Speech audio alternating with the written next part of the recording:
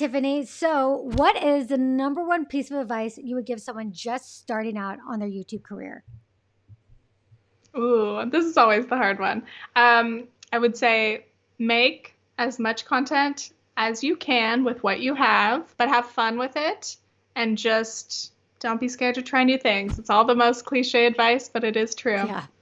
What is a number one regret that you have when it comes to your YouTube career? I mean, on some levels, I regret not following trends because when I was younger, especially, I was very like anti doing what was popular, and I was like, I'm always going to do something different. I refuse to do what's popular. But I do wonder how much of that stalled the growth of my channel in the early years, especially because I refused to even consider, jumping on those trends. So I think, don't jump on all the bandwagons, but if there's something that makes sense for the content that you make and you can tie it into something that's relevant and trendy, then I think it's worth doing. Mm-hmm. What video are you most proud of and why? Oh my God, that's the hardest question ever. I cannot say just one video. First of all, I'd have to go through my entire catalog, including, all of my older videos that I've privated because they're not relevant to Yeah. my current brand. um, but I mean, I would generally just say like my internet analysis series as a whole, which is a lot, but like truly that was the game changer for me and my channel. And I'm so grateful for the flexibility that it gives Mm-hmm. me, to be able to make all these different videos on different topics under this very wide umbrella of internet culture, media discussion. So that's my cop out answer. Yes. So the internet analysis. I mean, if you could pick a couple videos of the internet analysis that you're maybe particularly proud of, or just was a lot of work and it paid off. I mean, I'm like, I can't help but look at just the top viewed ones. Mm-hmm. I'm like, that did Yeah. well. I get Yeah. validation from that. Yeah.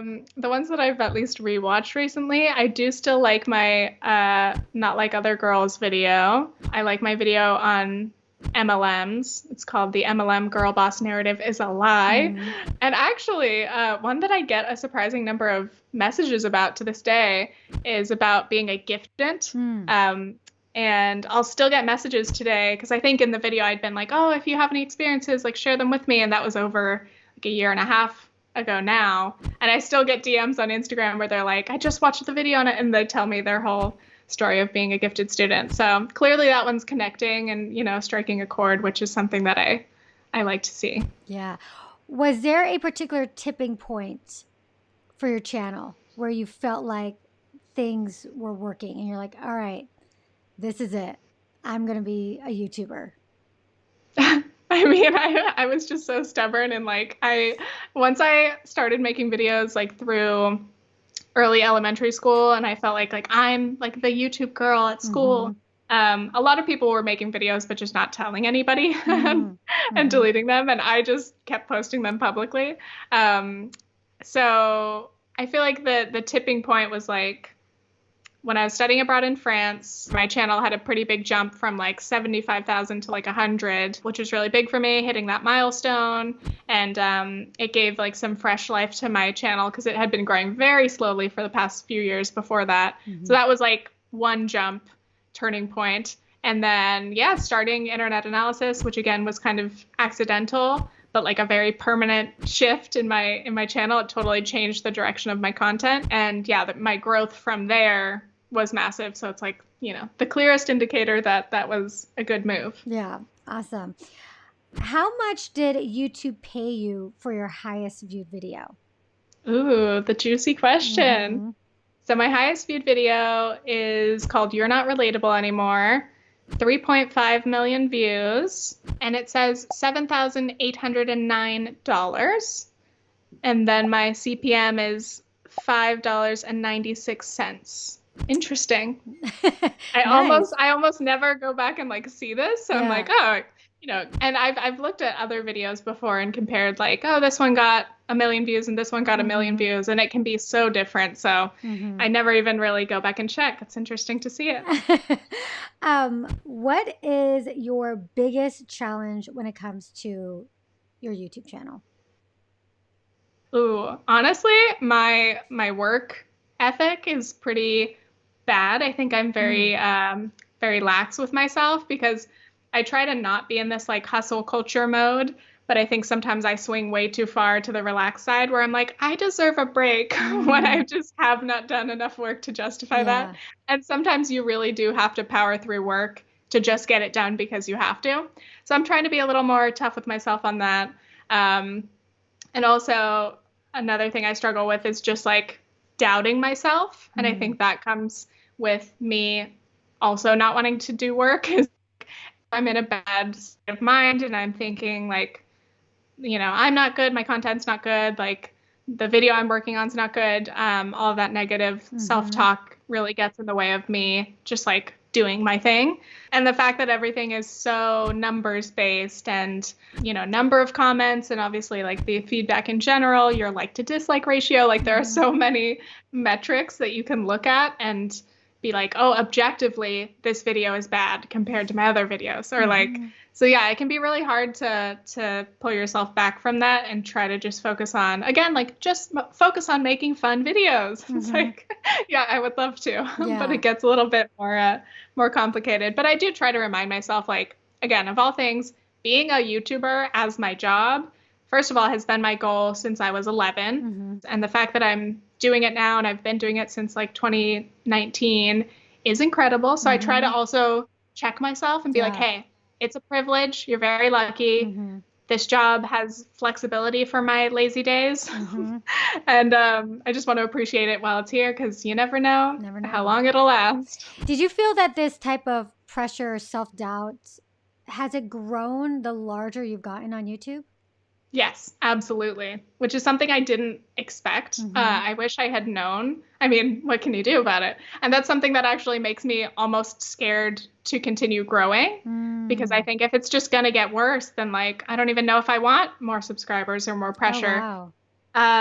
But yeah, like I used to always dream of like, oh, I just like I literally have dreams like my channel blew up overnight, like my video has millions of views and you wake up and you have all these new subscribers and like I wanted that to happen, but I think that it's been really good for me that my growth was so gradual and that I've had time to establish myself as a person. And Mm-hmm. also I'm glad that I didn't get like really famous as a kid or as a teenager because that would have messed with me. We Yeah. don't know the impacts of that. Yeah. So I'm glad that like it's hit me now that I'm like in my early 20s. Mm-hmm. I still got my college degree, which is what I wanted to do. Mm-hmm. So I feel like I'm grounded in that sense. Mm-hmm. But yeah, I still get scared. Like, the feedback does get to me because I'm very critical of myself and I hold myself and my content to very high standards. And, even just one slightly critical comment can make me question myself forever. And I Mm. feel bad about it. And I wish I can, like, make it up to everyone who's ever, disliked something I've said. But that's so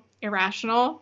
And obviously, as you grow bigger and more people are watching your content, like I've just dealt with it by stepping back and reading my comments less and Mm-hmm. trying to remind myself like generally things are good. That's where looking at the like to dislike ratio is helpful Mm-hmm. because I'm Yeah, that's like true. again, 99% of people like this. Mm-hmm. It's fine. Like even Mm-hmm. if I get some negative comments, I can handle it. I just got to move on to the next video.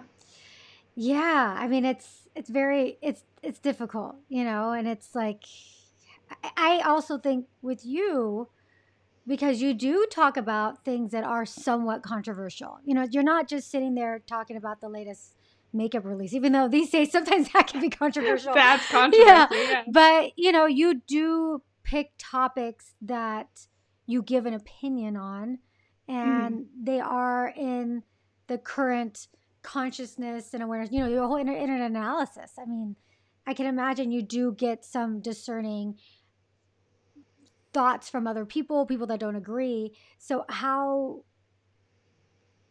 do you allow yourself to continue in this creative process and continue uploading when you do have those moments of self-doubt, especially in an area where Yeah. it is controversial? Yeah, I've always been pretty outspoken in my videos. Mm-hmm. Again, that's something like especially when I was a teenager, like to almost too much of an extent. I was like, oh, I'll say, what I'm thinking. Like I don't care if I say something, like back then there were a lot of like controversial discussions being had and I'm sure what I was talking about wasn't even that controversial, but like I don't Mm-hmm. know, like I was like, oh, I'm just going to say what I think. And like, I don't want to censor myself on YouTube. This is my Mm-hmm. platform. And as I've grown, first of all, I'm like, maybe you should think about what you're saying and script it first, or like Mm-hmm. not just jump on. Yeah. Because everything I say, like, again, like throwing up all these words, it's not necessarily going to make sense or Mm-hmm. be the right thing to say. So I kind of sit back and I'm like, okay, your thoughts are not that important, first of all. Mm-hmm. But the videos I make now are like, I do put my own opinions in them, and I definitely have my angle. Like, I'm not trying to make unbiased, objective videos. Mm-hmm. That does not exist anyway. But Mm-mm. I do try to make my videos fair in the way that I represent different things, and I want to discuss things that I'm maybe critiquing in good faith. Mm-hmm. But yeah, I do like to put my point in there because like I can't just make like a neutral video, and I don't think that would be very interesting. Yeah.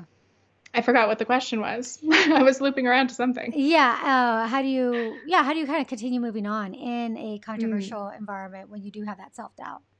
yeah. In the commentary sphere that I'm in, there's a lot of opinions, and like that's the point. It's commentary. Mm-hmm. Mm-hmm. So like that's the driving force of the content. That's why people watch you. Mm-hmm. I guess a lot of times what I do is just try to ground myself in like, am I saying what I believe? Am I, I'm not going to say speaking my truth. Yeah. That's so cliche. Yeah.